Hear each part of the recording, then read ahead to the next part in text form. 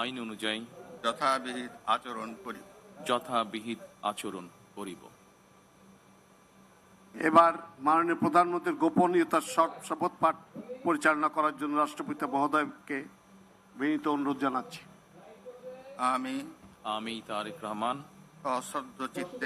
সশস্ত্র চিত্তে শপথ করিতেছি যে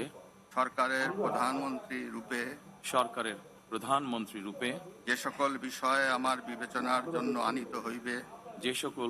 আমার বিবেচনার জন্য আনিত হইবে বা যে সকল বিষয় আমি অবগত হইব তাহা প্রধানমন্ত্রী রূপে যথাযথভাবে আমার কর্তব্য পালনের প্রয়োজন ব্যতীত প্রত্যক্ষ বা পরোক্ষভাবে কোনো ব্যক্তিকে জ্ঞাপন করিব না বা কোনো ব্যক্তি